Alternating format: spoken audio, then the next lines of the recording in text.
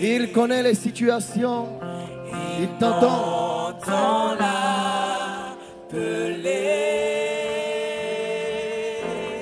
Il entend l'appeler. Oui, il entend t'appeler. Il voit tes pleurs les plus secrets.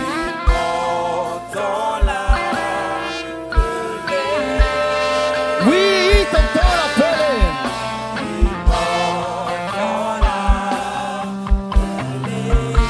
Il m'entend l'appeler. Il m'entend l'appeler. Il m'entend l'appeler. Il m'entend l'appeler.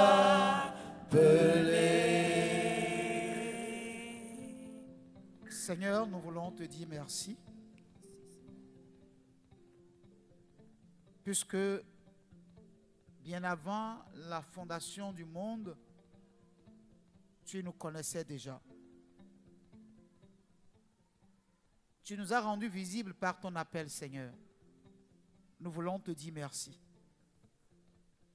Nous voici ce matin tous rassemblés en ce lieu, en ton nom, parce que de ta bouche sort la vérité. Et il est écrit, tu connaîtras la vérité et la vérité t'affranchira. Que ce matin, tu nous accordes la grâce d'avoir accès à ta vérité. Et que cette vérité puisse véritablement nous affranchir. Seigneur, bénis un frère, une sœur ce matin. Dis un secret profond concernant un frère, une sœur ce matin. Seigneur, guéris quelqu'un qui attend une guérison physique. Restaure l'âme de quelqu'un, Seigneur. Accomplis un miracle dans la vie d'un frère ou d'une sœur qui est dans le besoin. Ne nous laisse pas quitter ici ce lieu tel que nous sommes venus. Donne à ce que chacun de nous, nous puissions avoir un témoignage à rendre par rapport au culte de ce matin. Toute la gloire, Seigneur, est à toi. Au nom de Jésus, nous avons prié. Amen.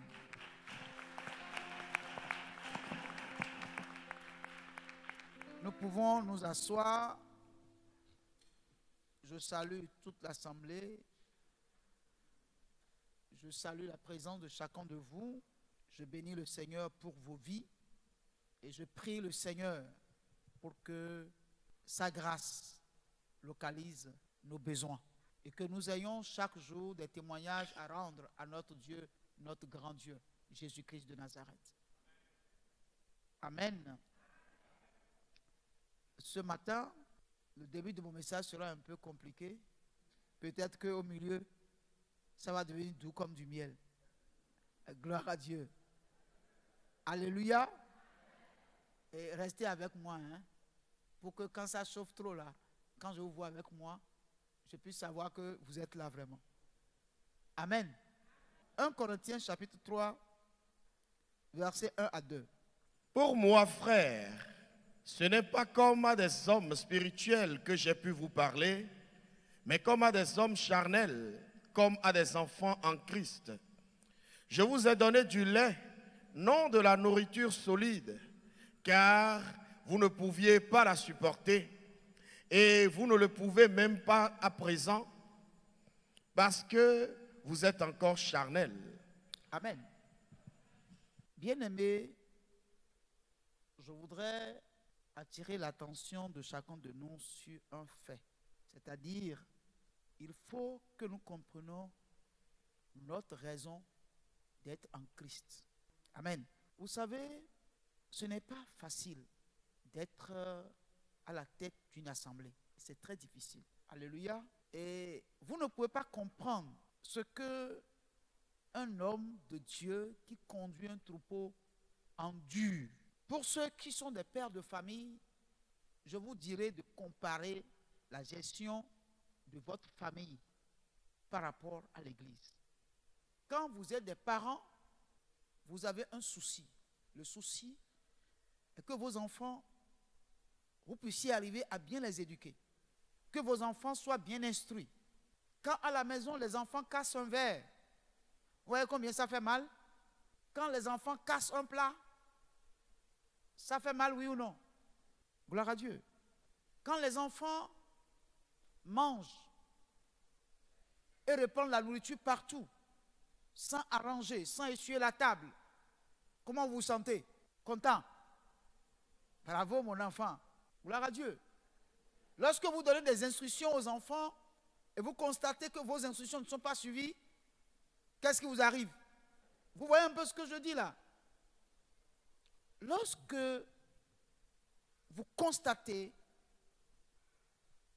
que vos enfants n'écoutent pas ce que vous leur dites plus, si vos enfants n'étudient pas à l'école et reviennent toujours avec de mauvaises notes, vous êtes content?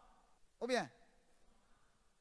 Alors, comment voyez-vous alors la vie d'un pasteur, le cœur d'un pasteur qui est à la tête d'une assemblée, qui attend de résultats de vous?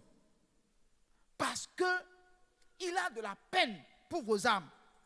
Il a de soucis pour votre salut. Il a le souci pour votre devenir. Et il constate qu'en réalité, vous ne faites aucun effort pour l'aider à vous aider. Quel sera votre sentiment? Je veux 2 personnes pour me répondre. Aujourd'hui, on est à l'école. On n'est pas à l'église. Je veux 2 personnes pour me répondre. Répondre à ces questions-là.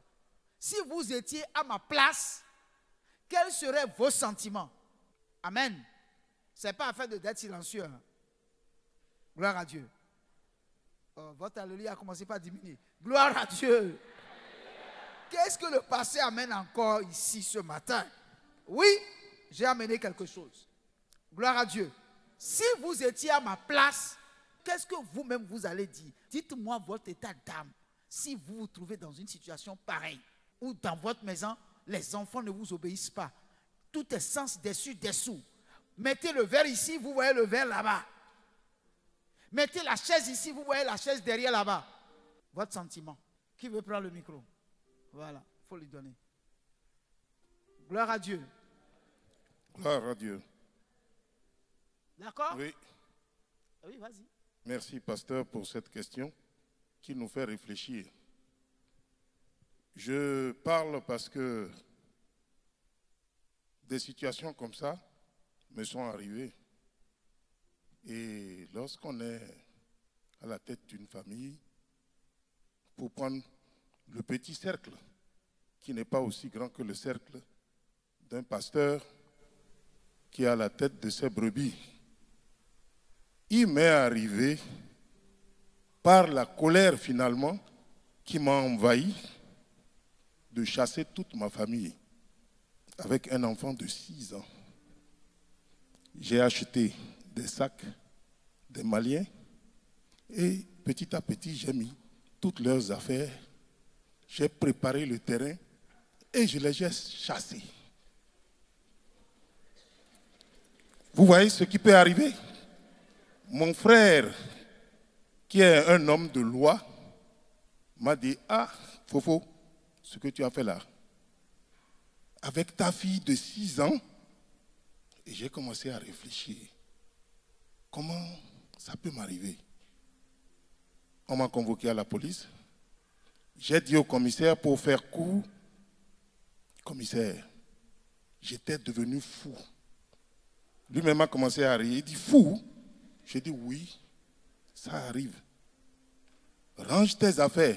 Non. Fais ceci. Non. Ferme le gaz d'abord avant de teindre la gazinière. Non. Balaie la chambre. Non. Il y en a tellement. J'ai fini par devenir fou.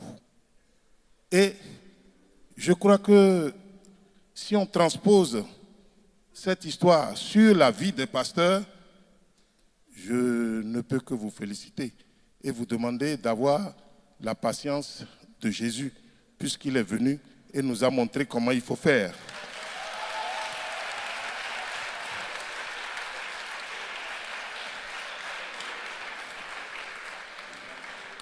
Gloire à Dieu. Une autre personne. Oui, il faut donner ça à la maman là-bas.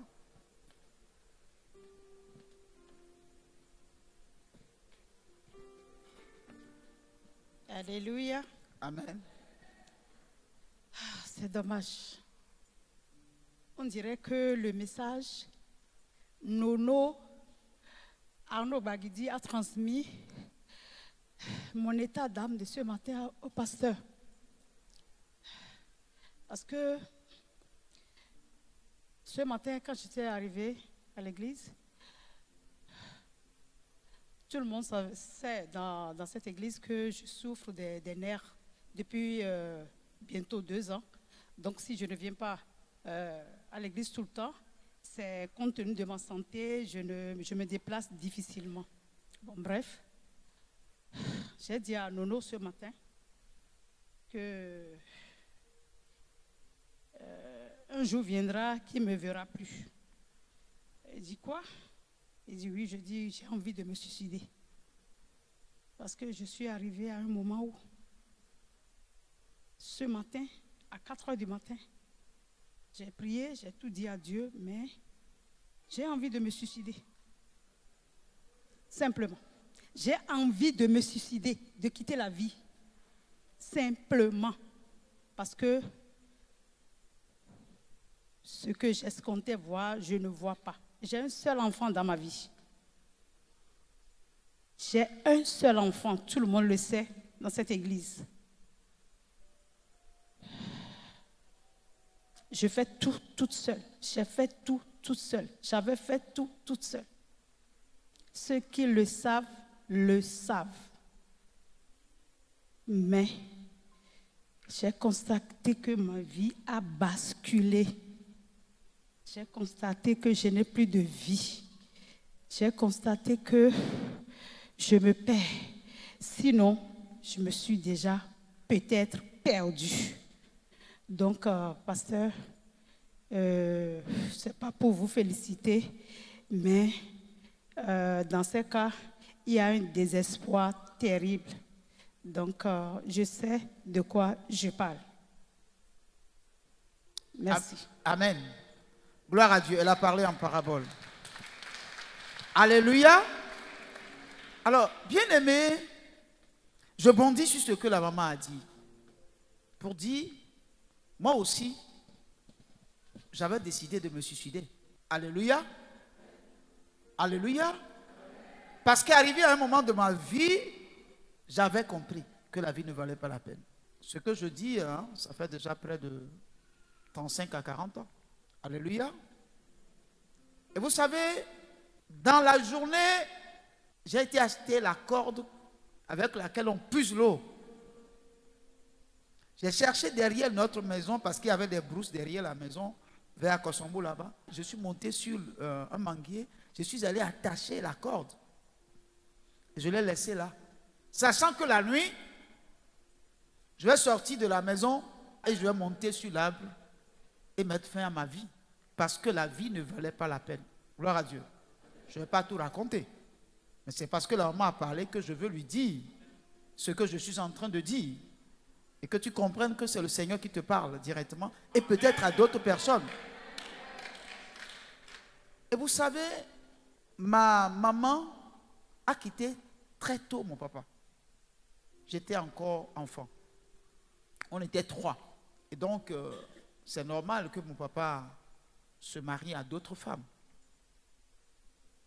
Je n'ai pas connu l'amour maternel, mais j'ai connu beaucoup de douleur parce que celle qui vient ne te voit pas comme son fils, donc tu deviens son esclave.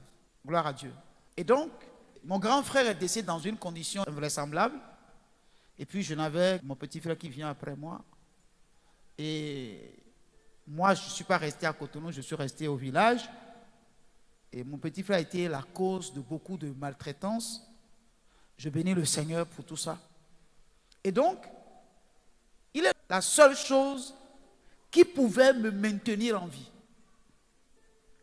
Parce que si je meurs, je ne sais pas ce que lui va devenir.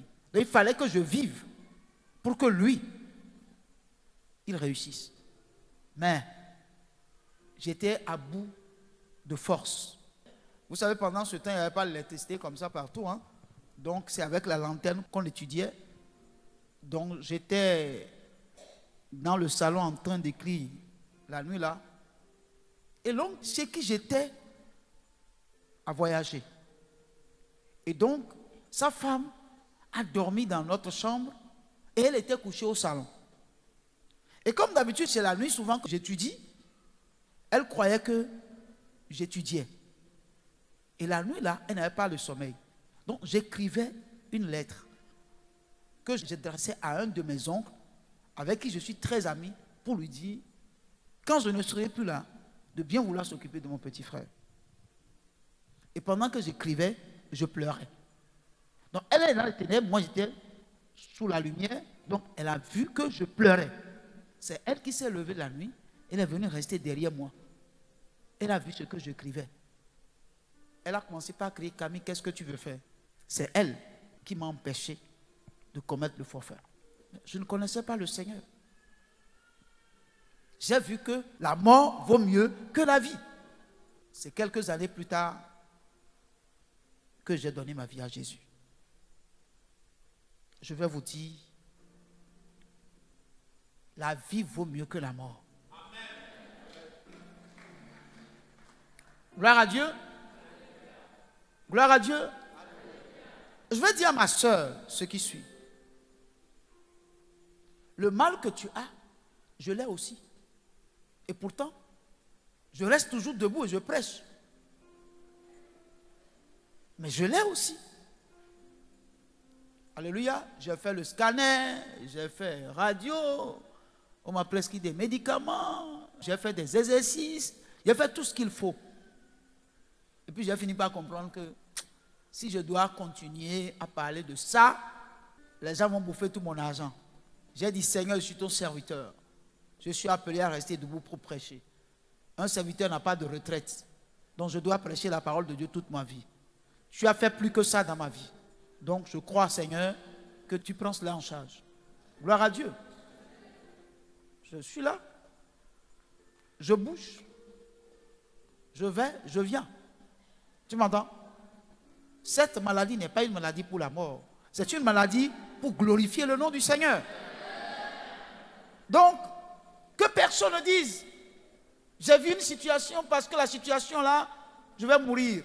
Tu vas mourir pour aller où? Chez Dieu ou bien en enfer? Gloire à Dieu. Même si nous avons des enfants qui n'obéissent pas, nous sommes seulement des géniteurs.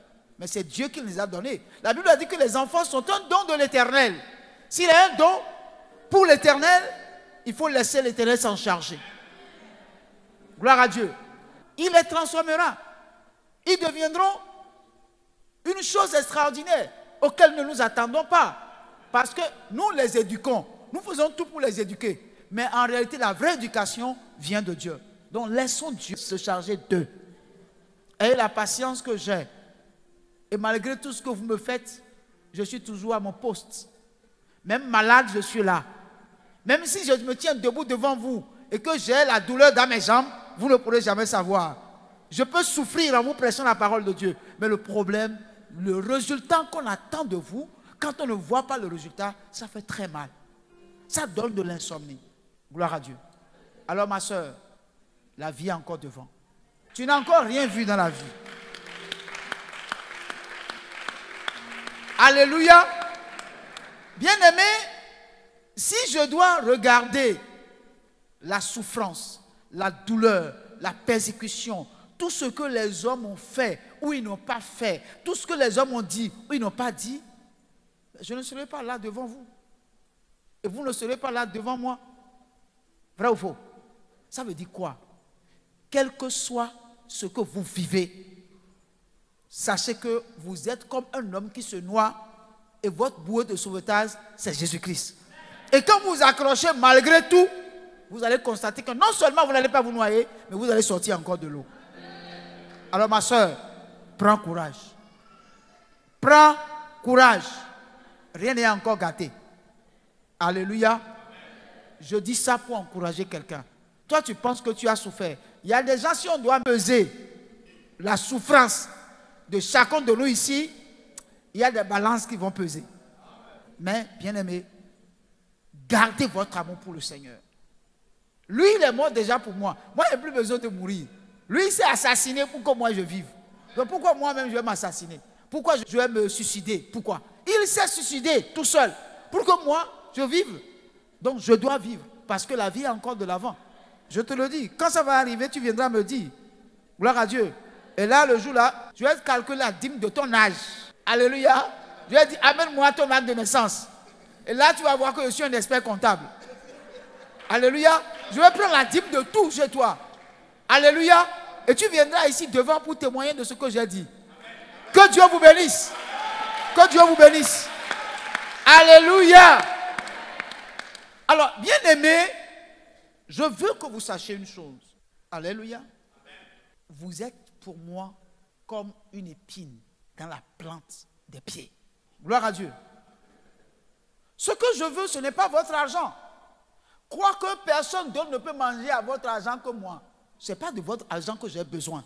Mais personne d'autre ne peut manger votre argent avant moi. Parce que Dieu m'a placé le gardien de vos âmes. Je prie, je jeûne. Quand vous êtes là, je suis content. Quand vous n'êtes pas là, je ne suis pas content. Parce que vous disparaissez, vous réapparaissez. Et tout ça, je constate que vous avez disparu. Même si la salle est remplie, si une seule d'entre vous disparaît, je le sens, je le sais. C'est le cœur d'un père qui est comme ça. Mais que vous soyez bon ou mauvais, il n'y a pas un rabais où on met les enfants pourris. Ça n'existe pas. Je ne peux pas, parce que vous n'avez pas ce que je veux, dire que vous n'êtes pas des enfants que Dieu a engendrés et que je vais vous renier. Le fait de vous renier n'empêche pas que vous êtes des enfants que Dieu a engendrés d'une manière ou d'une autre au travers de mon ministère. Alors, bien-aimés frères, j'ai envie, ce matin, j'ai envie de vous parler encore du salut. Parce que j'ai comme l'impression que certaines personnes ne comprennent pas en réalité ce que c'est que le salut. Gloire à Dieu. Vous pouvez dire, mais non, mais pasteur, on connaît déjà tout ça, on connaît déjà tout ça. Mais vous connaissez tout ça, mais malgré tout ça, on est dans ça. Gloire à Dieu. Bien-aimés, vous savez bien que le salut est par la grâce. C'est par grâce que nous sommes sauvés. Et non par les œuvres. Donc, je ne vous demande pas les œuvres. Mais je veux voir dans votre vie les réalités que le salut produit dans la vie de celui à qui Dieu a accordé une telle grâce. Amen. Lisons le livre de Luc. Parce que je ne veux pas sortir de mon message. Luc chapitre 22, je crois. Hein? Le jour des pains sans levain où l'on devait immoler la Pâque arriva. Et Jésus envoya Pierre et Jean en disant, « Allez nous préparer la Pâque afin que nous la mangions. » Ils lui dirent, « Où veux-tu que nous la préparions ?» Il leur répondit, « Voici quand vous serez entrés dans la ville, vous rencontrerez un homme portant une cruche d'eau, suivez-le dans la maison où il entrera, et vous direz au maître de la maison, le maître te dit, où est le lieu où je mangerai la Pâque avec mes disciples? Et il vous montrera une grande chambre haute, meublée, c'est là que vous préparerez la Pâque. Ils partirent et trouvèrent les choses comme il le leur avait dit, et ils préparèrent la Pâque. L'heure étant venue, il se mit à table et les apôtres avec lui. Il leur dit, « J'ai désiré vivement manger cette Pâque avec vous avant de souffrir, car je vous le dis, je ne la mangerai plus jusqu'à ce qu'elle soit accomplie dans le royaume de Dieu. » Et ayant pris une coupe et rendu grâce, il dit, « Prenez cette coupe et distribuez-la entre vous, car, je vous le dis, je ne boirai plus désormais du fruit de la vigne jusqu'à ce que le royaume de Dieu soit venu. » Ensuite, il prit du pain et, après avoir rendu grâce, il le rompit et le leur donna en disant, « Ceci est mon corps qui est donné pour vous, faites ceci en mémoire de moi. » 20. Il prit de même la coupe et après le souper et la leur donna en disant, « Cette coupe est la nouvelle alliance en mon sang qui est répandue pour vous. » 21. 1 Corinthiens 11, 24. Et après avoir rendu grâce, le rompit et dit, ceci est mon corps qui est rompu pour vous, faites ceci en mémoire de moi. Alors, bien-aimés, ici nous parlons de la Pâque et de l'institution de la Sainte Seine par le Seigneur. La Bible nous dit spécifiquement, pour cette Pâque-là, Jésus a voulu la manger avec les disciples. Mais ils ont fait 3 ans avec lui. Il y a eu des Pâques. Et ils ont toujours mangé la Pâque. Mais la Pâque, là, spécifiquement, a une différence. Il a dit, je désire vivement manger cette Pâque avec vous. Donc, pendant les 3 ans où ils ont fêté les différentes Pâques, cette Pâque-là, spécialement, a été quelque chose de très important pour le Seigneur. Et il a voulu manger cette Pâque avec ses disciples. Et le jour-là même, il a institué la Sainte Seine. Et c'est en cela que l'apôtre Paul a dit de le faire en mémoire de lui. Parce que ça présageait sa mort à la croix, son corps qu'il donnait et son sang qu'il versait pour nous. Alors, bien aimé, le salut, nous ne pouvons pas l'avoir qu'en acceptant Jésus comme notre Seigneur et Sauveur. Amen. Nous ne pouvons l'avoir qu'en reconnaissant que Christ volontairement s'est donné. Il a accepté de prendre notre place. Et la mort qui devait nous frapper, l'a frappé. La Bible va nous dire, nous étions tous errants comme des brebis sans berger quand l'Éternel a fait tomber sur lui l'iniquité de nous tous. La Bible a dit, il s'est sacrifié pour l'humanité. Parce que son désir est que tout homme qui vit sur terre soit sauvé. Il a payé le prix. Son sang a été versé. Ceux qui ont fait le monde savent que le salut, en réalité, ne devait pas être gratuit. Ils savent que le salut ne devait pas être gratuit. Mais Dieu, lui, il nous accorde le salut gratuitement. Avant que je ne devienne adulte, j'ai vu la souffrance de mes parents pour nous protéger contre la sorcellerie. J'ai vu les sacrifices qu'ils faisaient. Et j'ai vu la souffrance qu'on nous imposait parce qu'on devait vous scarification ou scarifier. Gloire à Dieu. Avec des tessons de bouteilles. Et le sang va sortir. Quand le sang ne sort pas, on dit c'est pas sorti et puis on refait encore. Et on met des poudres dedans. Vous êtes là, on va vous dire, voici un panier. Entrez dedans, vous rentrez dedans. On prend un poulet vivant, on met ça sur votre tête. On met ça sur votre...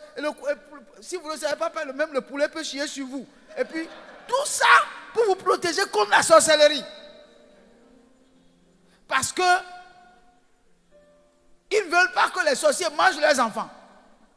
Alléluia.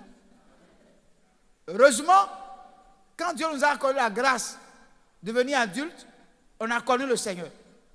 Et on a compris qu'en réalité, ces sacrifices que nos parents faisaient, Jésus a déjà pourvu à cela. Il est mort à la croix pour qu'il n'y ait plus de sacrifices, afin qu'aucun sorcier ne nous mange encore. Si mes parents connaissaient Jésus, ils n'allaient pas souffrir autant. Ils n'allaient pas nous imposer cette souffrance aussi à nous, leurs enfants. Nemeyan Yesua Kaba, Nemeyan Yesua Kaba, Nemeyan Yesua Kaba, Papa m'appelle Boy Bukola Dadou. Nemeyan Yesua Kaba. Gloire à Dieu. Le problème, le fait de ne pas connaître le Seigneur tôt, fait que même si vous êtes intellectuel, vous êtes obligé de faire ces sacrifices-là. Je sais qu'il y a des gens qui nous écoutent en direct sur Facebook. Mais c'est la vérité. Parce que vous voyez les gens bien habillés, bien pimpants, mais vous allez constater même s'ils se déshabillent qu'ils ont des chaînes aux hanches. Un homme, qu'est-ce que chaîne chasse sur sa hanche? Tu n'es pas singe. Gloire à Dieu. Mais c'est parce que nous sommes ignorants, nous avons oublié que Jésus a payé le prix, qu'il est mort à la croix pour que les chaînes soient brisées. Gloire à Dieu. Vous voyez un homme bien habillé et qui peut-être son pneu a eu de crevaisons et il s'abaisse pour regarder et vous constatez que son habit se lève, tu vois des amulettes ici partout parce qu'il se protège. Or, est-ce qu'un homme peut se protéger? Non, c'est Dieu qui protège l'homme. Et Jésus est mort à la croix et il a dit tout est accompli. Or, tant que vous n'avez pas compris que tout est accompli, tant que vous n'ayez pas la révélation de l'œuvre que Christ a accomplie à la croix, lorsque vous n'avez pas la révélation de qui Christ est, l'agneau de Dieu qui ôte le péché du monde, vous vivrez toujours dans votre ignorance. Gloire à Dieu.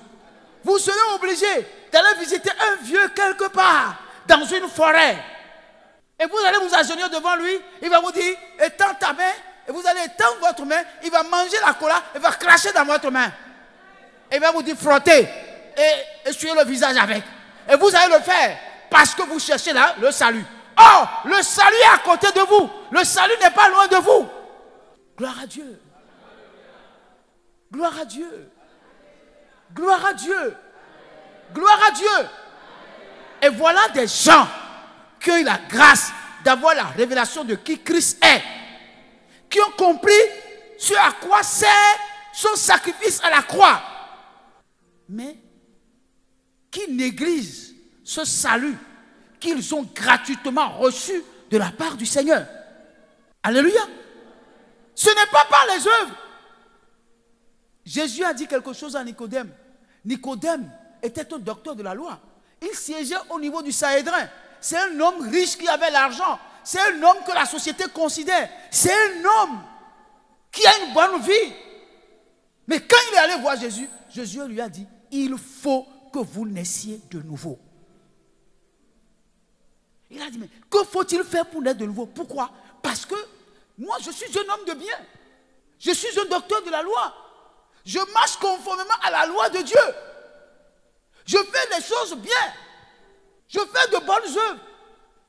Jésus lui a dit non, ce n'est pas ça qui va te faire voir Dieu. La seule chose qui va te faire voir Dieu, c'est de naître de nouveau. Et il y a une seule manière de naître de nouveau. C'est avoir la révélation de qui Jésus est. Parce que Jésus a dit, dans sa prière sacerdotale, il dit, la vie éternelle, c'est qu'ils te connaissent toi, le seul vrai Dieu est celui que tu as envoyé. C'est ça la vie éternelle. Donc le christianisme, ce n'est pas une religion. Ce n'est pas non plus des dogmes sur lesquels on marche. Non. Le christianisme, c'est une vie. Et cette vie-là, Dieu l'a cachée en Jésus. Et c'est lorsque vous avez Jésus que cette vie se manifeste en vous. N'essayez pas de vous joindre à une église, à une religion. Ça ne marchera pas. Il suffit que vous ayez la révélation de qui Jésus est et que vous-même vous décidez de l'accepter. Un jour, Renard Banquier a dit, quelqu'un lui a posé une question. Pour dire, bon, on a dit que Jésus est mort pour l'humanité. Jésus est mort pour l'humanité. Si Jésus est mort pour l'humanité, bon, est-ce que j'ai besoin encore de l'accepter, de le confesser? Et Renard Banquier a dit, mais mon frère, le savon existe. Et le rôle du savon, c'est de nous rendre propres. Mais si le savon est là, et que vous-même, vous ne vous levez pas pour prendre le savon pour vous laver, le savon est là, mais vous serez toujours impropre. Jésus est mort pour tous les hommes. Mais ce sont les hommes qui ont reçu la révélation de qui il est et de ce que c'est que son sacrifice et qui avancent et qui décident de le confesser comme leur Seigneur et leur Sauveur. Ce sont ceux-là qui sont sauvés. Le salut est là. Et la Bible dit, comme Moïse a élevé le serpent d'airain dans le désert, afin que quiconque fixe ses regards sur le serpent d'airain ne mourra plus du venin du serpent brûlant. Ainsi le Fils de l'homme sera élevé. Et quiconque tournera le regard vers lui sera sauvé. Et dans le désert, le serpent brûlant apparut et mordait les gens. Et les gens mouraient. Le peuple mourait jusqu'à ce que Moïse allait devant Dieu pour dire, mais pourquoi, Seigneur, enlève le serpent brûlant du désert? Il dit, non, je ne l'enlève pas. Le serpent restera là. Et le serpent continuera à mordre les gens. Mais toi, fais-toi une image de ce serpent avec de l'airain. Cloue-le sur un bois et lève-le sur une montagne.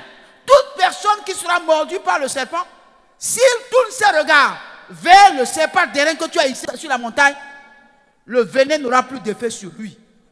Mais si la personne ne regarde pas le serpent d'airain et dans son incrédulité continue de pleurer parce que le serpent l'a mordu, il mourra. Donc le serpent d'airain est là. Tous ceux qui étaient mordus par le serpent brûlant dans le désert, s'ils tournaient leur regard vers le serpent d'airain hissé par Moïse, ils obtenaient le salut. Le venin est entré en eux. La morsure est là, mais ils ne meurent point.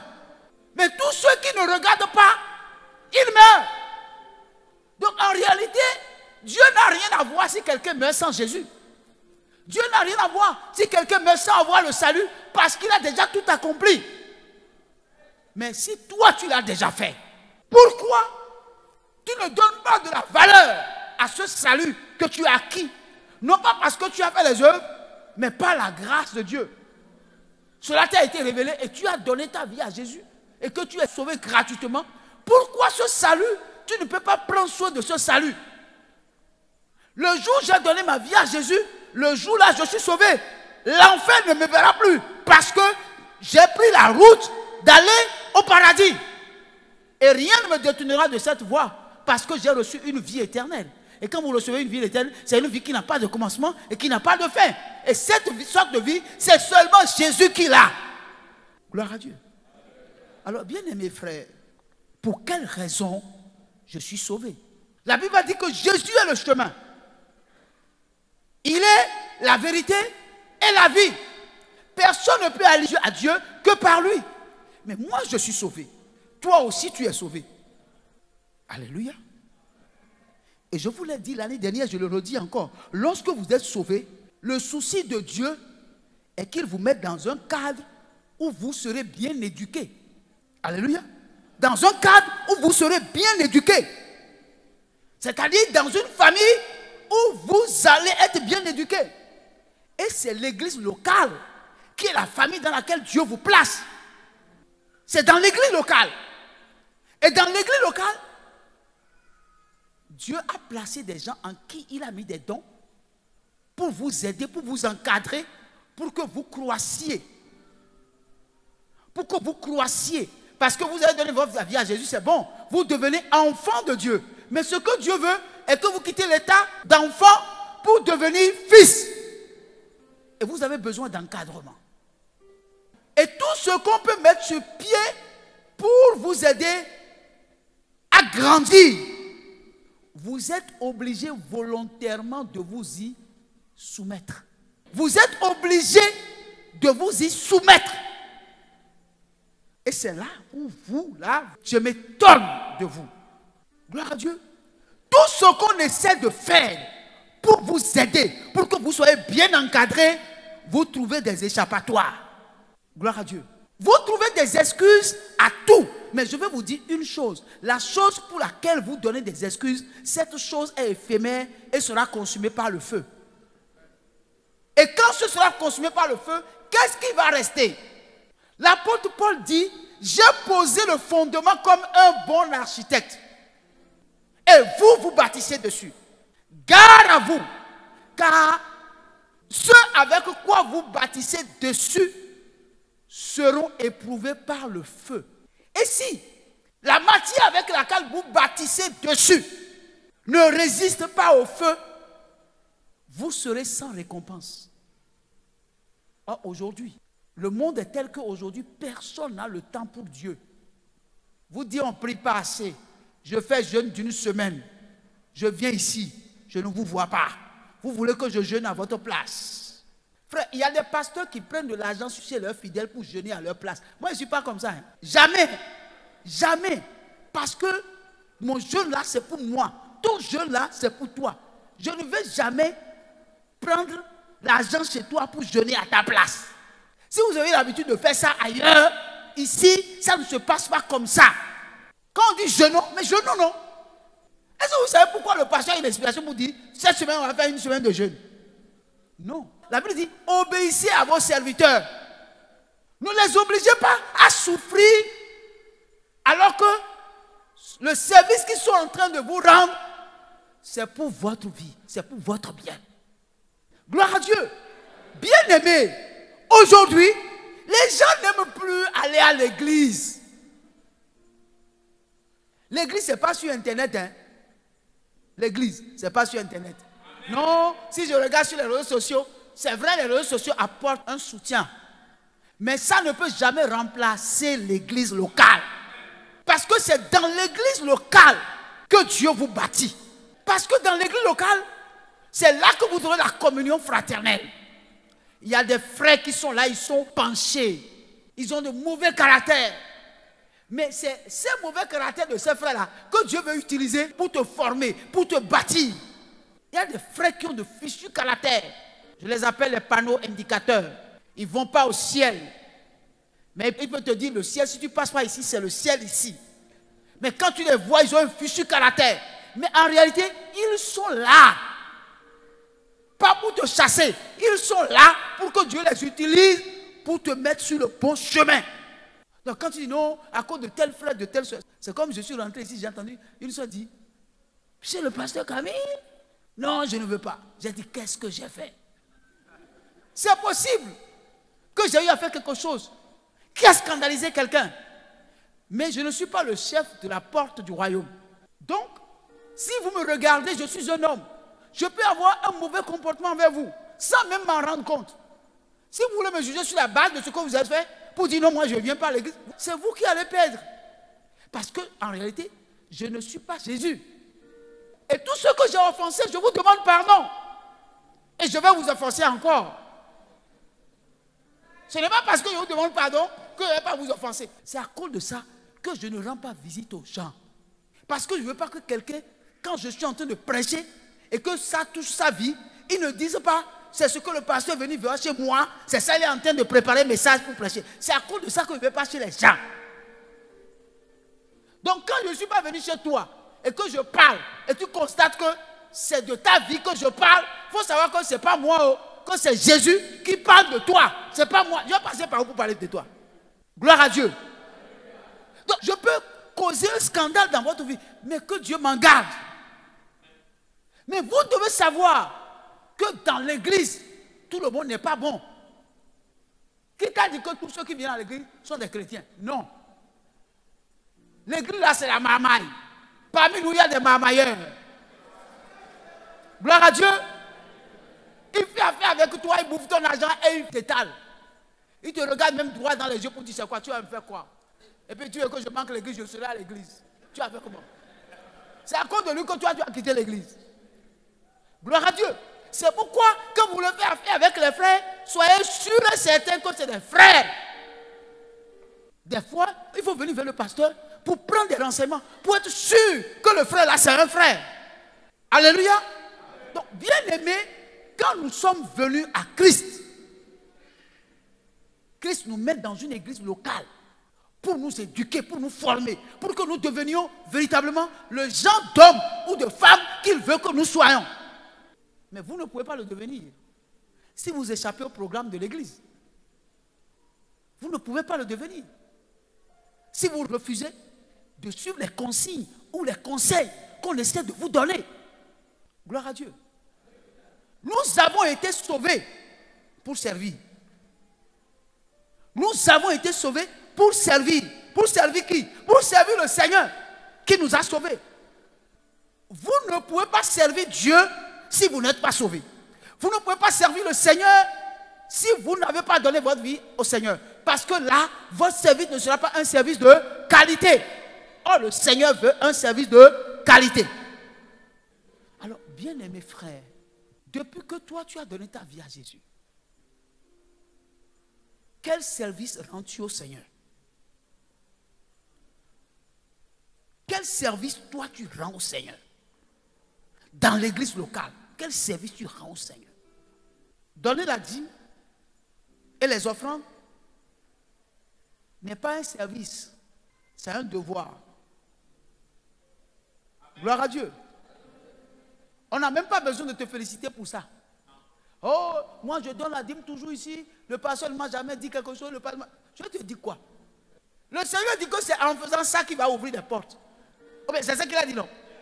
Qui va bénir la source et multiplier la source. Vrai ou faux?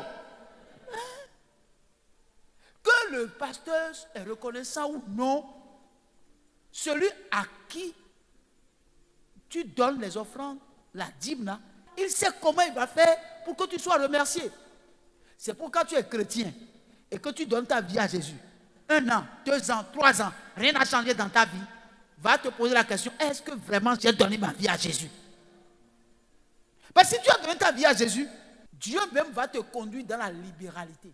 Donner offrande, donner sa dîme là. On n'aura même pas besoin de chanter ça. Quelqu'un m'a posé la question, mais pasteur, pourquoi ici tu ne parles pas sur les offrandes et sur la dîme?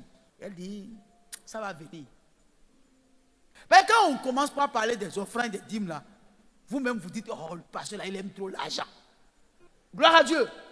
Elle dit non, à l'église là, il n'y a que le message sur l'argent que le pasteur doit prêcher. Non, il n'y a pas que l'argent, mais on doit prêcher sur l'argent. Mais je veux vous dire une chose. Vous ne pouvez pas être sauvé sans servir. Alléluia. Et le premier service, c'est déjà annoncer aux gens que Jésus est mort pour eux. Le premier service, c'est d'avoir le courage de dire à quelqu'un, Jésus est mort pour toi. Donne ta vie à Jésus. Parce qu'il n'y a de salut en aucun autre. Est-ce que tu sais que, je vais te dire ça, est-ce que tu sais que tu vas voir ton père, ta mère et tes frères en enfer brûlés si tu ne leur prêches pas l'évangile? Tu es là? Là où tu es aujourd'hui, est-ce que tu peux voir la maison brûlée, ta maman, ton papa, tes frères sont dedans sans rien faire? Vous êtes d'accord avec moi? Maintenant, tu regardes tes parents, tes amis, tes collègues aller en enfer directement comme ça. Et toi, tu as la clé de les sauver. Et leur prêcher l'évangile pour qu'ils donnent leur vie à Jésus, tu ne peux pas faire. Ah! Est-ce que tu sais que tu es un assassin? Est-ce que tu sais que tu es un meurtrier? Toutes les fois qu'un ami à toi va en enfer, c'est écouter l'évangile au travers de ta bouche. Est-ce que tu sais que tu l'envoies directement en enfer? Et puis il meurt même. Et puis on amène leur corps à l'église. Et puis toi aussi tu vas. Mais ce Père, corps présent, âme absente. Et on te donne le fait part. Et toi-même tu y vas. Et tu vas t'asseoir. Et tu vois le prêtre prier sur le corps. Mais tu sais pertinemment que le corps là, le corps là, hein, le corps là va dans la terre. Mais que l'âme est déjà sur le chemin de l'enfer. Tu le sais. À combien d'enterrements tu as assisté? Et tu sais que celui qu'on est en train d'enterrer là est déjà en enfer. Ça veut dire qu'on va nous traiter de non-assistance à personne en danger. Et nous venons nous asseoir simplement à l'église. Et même les instructions qu'on nous donne, nous ne les gardons même pas. Nous ne les appliquons même pas. Nous sommes tous égoïstes. Or, nous avons été sauvés pour servir le Seigneur. Et le premier service, c'est la grande commission. Annoncer l'évangile à ceux qui ne connaissent pas encore le Seigneur. Et ce qui m'étonne, même si vous ne pouvez pas annoncer l'évangile aux gens, vous pouvez inviter les gens et les amener à l'église pour dire au pasteur que le Saint-Esprit n'a qu'à utiliser le pasteur pour faire le reste. Vous n'invitez même pas les gens. Gloire à Dieu. Combien de personnes, des membres de nos familles, sont allés en enfer? Nous ne nous en soucions même pas. Ce n'est pas notre problème. S'ils vont aller en enfer, ils n'ont qu'à aller en enfer. Ça fait affaire avec Dieu. Frère, ce n'est pas affaire avec le Dieu. Ça fait affaire avec toi. Alléluia. Servir Dieu. C'est la grande commission. Servir Dieu. L'autre chose, c'est que le talent que tu as, le talent qui est dans ta vie, il n'y a personne, aucun homme n'existe ici. Aucun de vous n'est ici sans un talent. Aucun de vous n'est sans talent, au moins un talent. Dieu a mis au moins un talent dans ta vie. Ce talent que Dieu t'a donné là, Dieu en a besoin pour son service à l'église. Dans l'église locale, le talent que tu as, Dieu en a besoin. Gloire à Dieu. Bien-aimés frères, ne soyons pas égoïstes. Le talent que nous avons, Dieu veut que ce talent soit à son service dans l'église locale. Alléluia. Or, ceux à qui Jésus a donné la Sainte Seine, c'est des gens qu'il a appelés de partout, qui l'ont suivi, qui l'ont servi, qui ont dormi avec lui, qu'il a formé. Et à la fin de sa mission, il leur accorde la grâce de comprendre le sens réel de la Pâque. Ce pourquoi il est venu. Et leur a montré que bientôt, son corps sera brisé. Son sang sera versé. Et qu'ils doivent se souvenir de l'œuvre qu'il est venu accomplir pour eux. Et c'est pour cela, il dit, j'institue cette cérémonie-là pour que toutes les fois que vous vous souvenez de ce que j'ai fait pour vous, faites-le en mémoire de moi.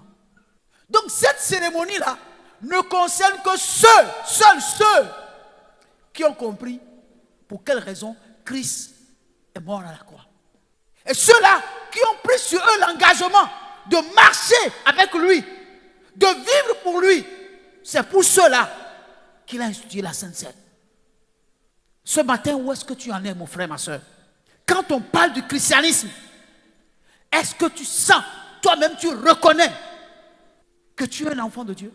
Que tu es la révélation de qui Christ est? Et que tu l'as reconnu comme ton Seigneur et ton Sauveur et que tu l'as accepté? Est-ce que tu as fait ce pas?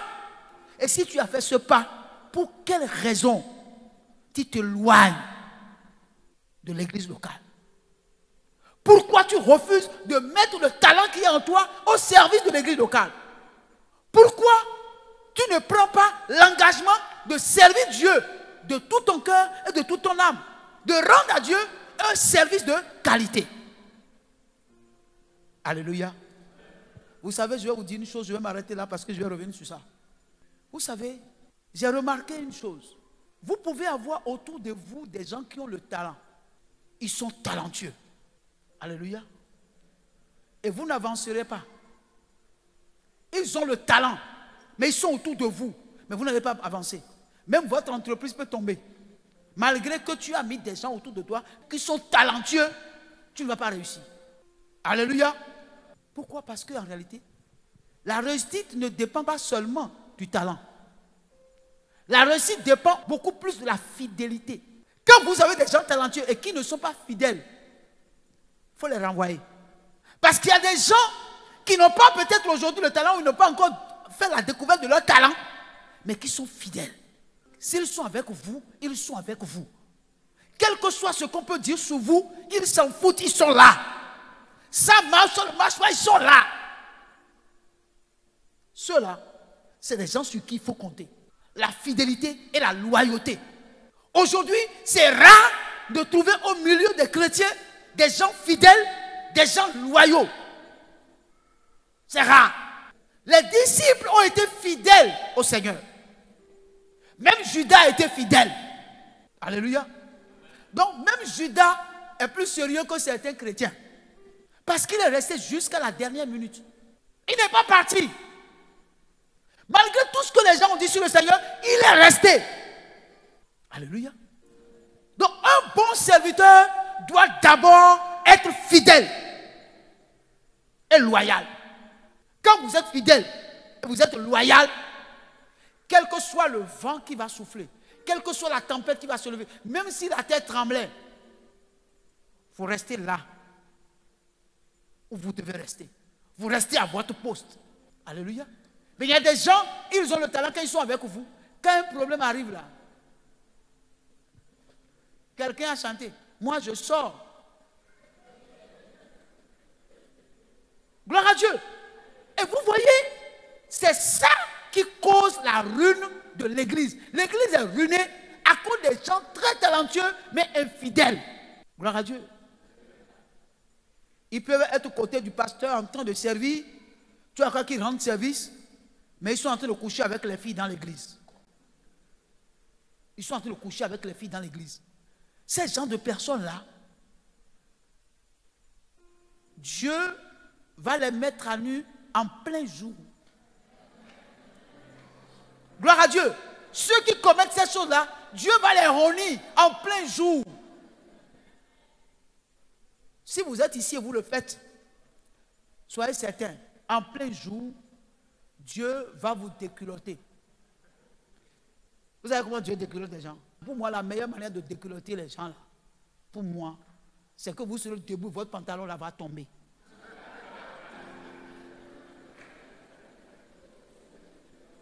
Gloire à Dieu. Et mon frère, j'ai commencé par faire ces mauvaises prières maintenant. Parce que quelqu'un ne peut pas venir à l'église pour servir le Seigneur. Quelqu'un ne peut pas entendre le nom du Seigneur et la fille vient à l'église pour servir le Seigneur. C'est en ce moment-là que tu vois qu'elle est belle. D'accord, elle est belle. On ne peut pas refuser à un homme de voir une femme qui est belle. Mais il faut respecter les normes de la parole de Dieu. Gloire à Dieu. Si vous êtes ici, vous avez des copines, vous êtes monstrueux. Parce qu'aucun de vous n'a le droit d'avoir de copines. Gloire à Dieu. Ici, c'est une église. Vous n'avez pas le droit d'avoir une copine. Vous ne pouvez pas avoir une relation avec une soeur dans l'église sans que je ne sois au courant. C'est moi le père de famille. Je dois être au courant que tel garçon est avec telle fille.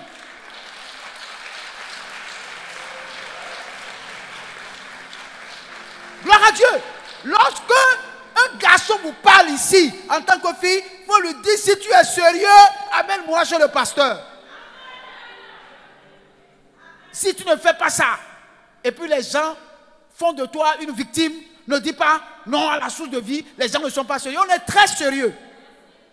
Vous n'avez pas le droit de parler de copinage ici. Quand vous voyez une soeur et ça vous plaît, moi je ne vous dis pas, dites-moi d'abord avant de lui parler. Mais aucun homme ne peut vous parler en tant que femme ici. Et vous allez garder ça secret. Je suis le secrétaire. Donc, il n'y a pas de secret pour le secrétaire. Gloire à Dieu. Venez voir le secrétaire. C'est moi qui garde tous les secrets. Le secrétaire, c'est celui qui garde les secrets. Venez me voir et venez me parler. Et amenez-le vers moi. Gloire à Dieu. Fut-il diacre ou quelque quoi que ce soit, il est. Je veux savoir. J'ai le droit de savoir.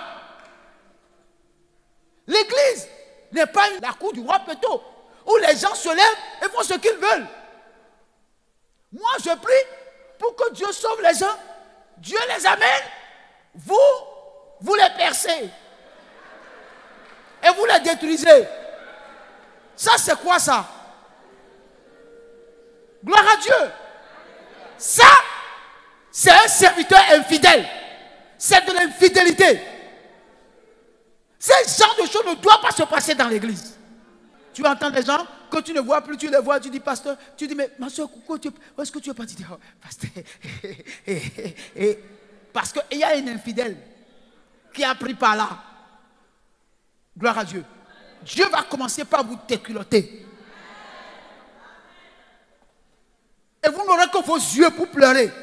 Parce que vous ne pouvez pas détruire l'œuvre de Dieu. Celui qui détruit l'œuvre de Dieu, Dieu le détruira lui-même. Soyons sérieux. L'église, c'est un endroit où les gens se respectent. Et c'est pour ça.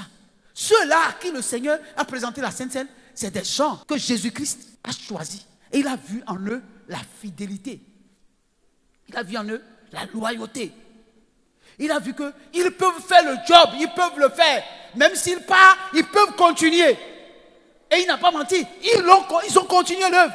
jusqu'à ce que vous et moi nous soyons ici aujourd'hui, c'est parce qu'ils ont été fidèles et loyaux. Et pourquoi vous et moi, on ne va pas l'être? Ce matin, je veux que tu réfléchisses pour voir que si tu mérites de venir prendre la Sainte Seine ce matin, que tu sondes ton cœur, que tu sondes ta vie pour voir si tu mérites la Sainte Seine. Est-ce que tu fais partie de cette catégorie de personnes à qui Jésus présente la Sainte Seine? Faites ceci en mémoire de moi. Voici mon corps qui a été brisé pour vous. Le corps a été brisé pourquoi? À cause du péché. À cause du péché. Le sang a été versé pourquoi? À cause du péché. Comment il peut payer un tel sacrifice? Et que nous allons fouler au pied ce sacrifice qu'il a fait.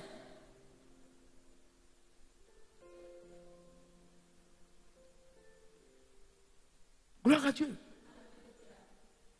Je me pose toujours la question de savoir, en dehors de dimanche là, où vous restez les autres jours? Vous restez où? Parce que je veux être sûr que les gens avec qui je prêche là sont des hommes. Que ce ne sont pas des zombies. Parce que c'est seulement le dimanche que je vous vois. Mais les autres jours, je ne vous vois pas. Vous restez où? Vous êtes sur la terre ou bien vous venez d'où? Voilà que j'ai dit que je ne vais pas aller chez vous. Mais voilà que maintenant, je constate que seulement les dimanches, vous êtes là. Vous êtes tous là dimanche. Mais mardi, le jour d'enseignement, je ne vois aucun de vous. Vous habitez où? Que ceux qui habitent les cimetières lèvent la main. Parce qu'il se pourrait que ce soit des revenants qui viennent les dimanches. Gloire à Dieu. Alors, je suis sérieux, hein. Sincèrement, je ne sais pas ce qui se passe, mais je ne vous vois pas les jours d'enseignement. Oh, c'est les jours d'enseignement qui sont...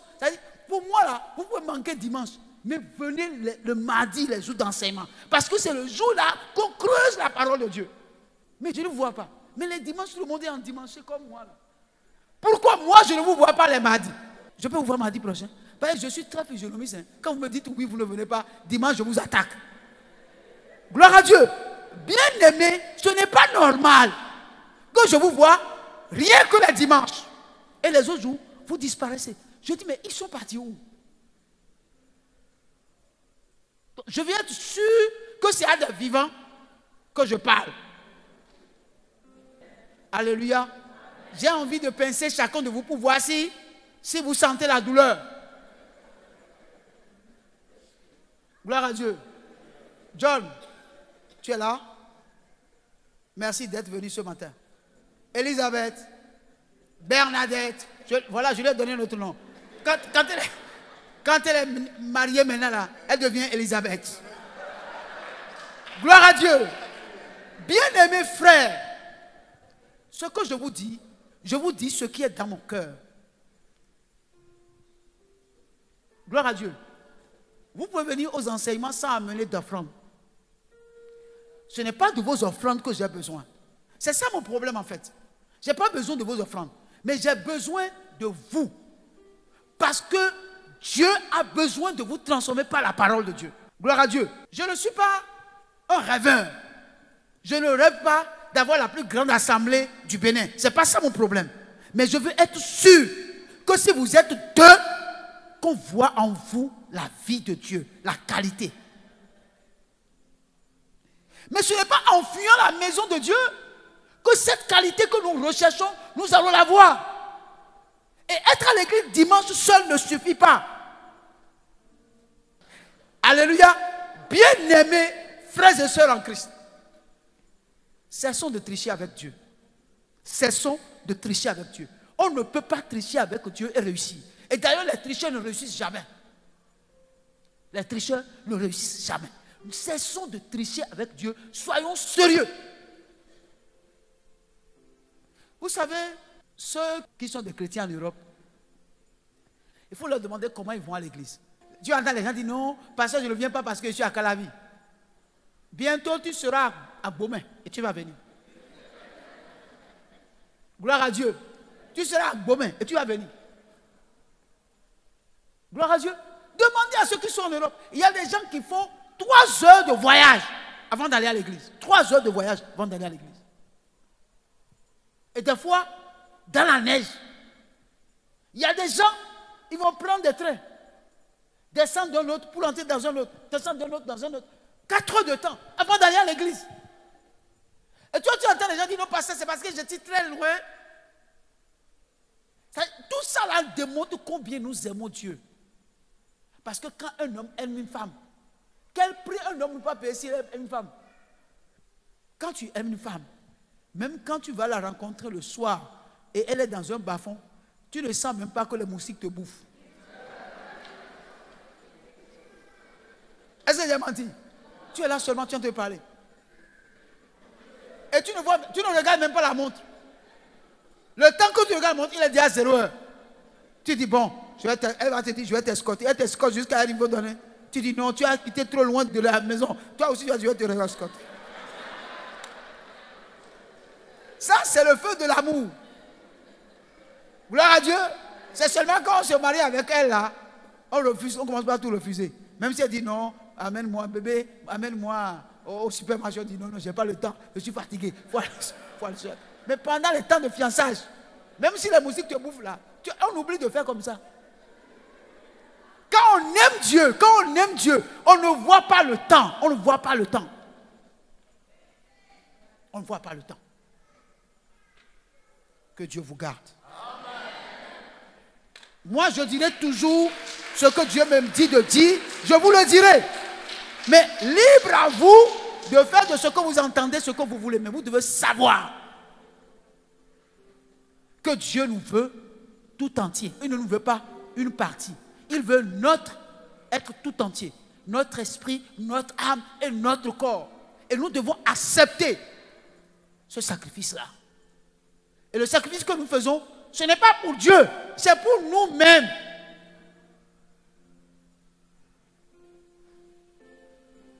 Alléluia.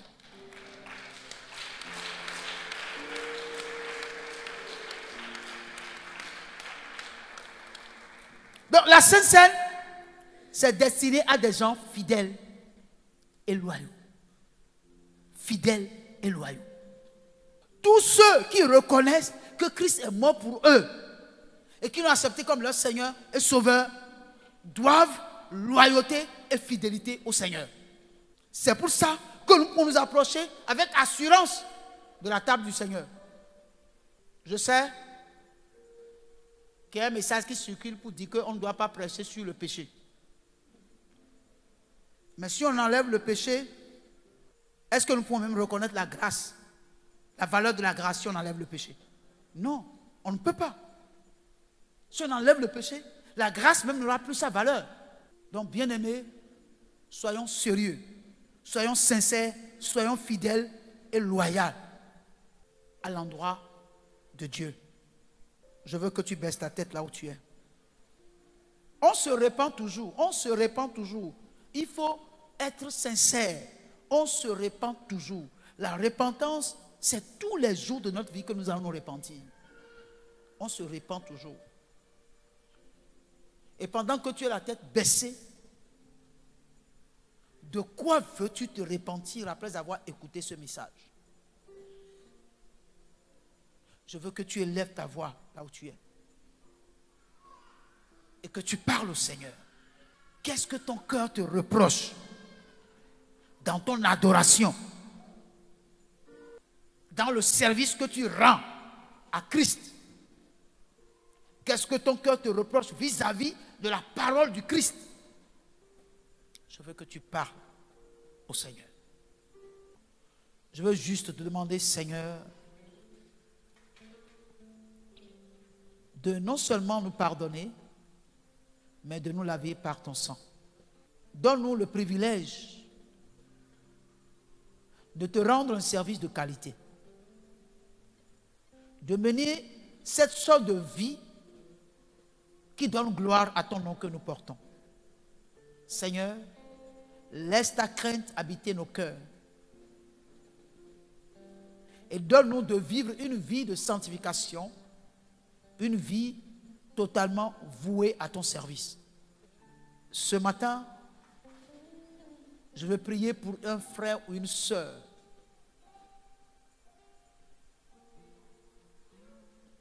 qui se retrouvent dans une culpabilité, Seigneur, qui n'arrivent pas à se pardonner eux-mêmes. Saint-Esprit, touche leur cœur. Touche leur cœur. Afin que ce matin, cette culpabilité soit ôtée dans le nom de Jésus-Christ de Nazareth. Parce que ta parole déclare que si nous confessons nos péchés, tu es fidèle et juste pour nous pardonner. Le pardon se reçoit par la foi. Je te prie, Seigneur, de produire cette foi en eux, accomplie-le pour ta gloire, au nom de Jésus. Père, nous voulons te présenter ta table. Nous sanctifions le vin, nous sanctifions le pain, qui sont le symbole de ton corps qui a été brisé pour nous et de ton sang qui a été versé. Que tout ceci soit sanctifié et que tu nous donnes le privilège de le prendre avec action de grâce. Et que cela renforce nos capacités spirituelles à aller plus de l'avant avec toi. Fais-le maintenant. Au nom de Jésus, nous avons prié. Amen.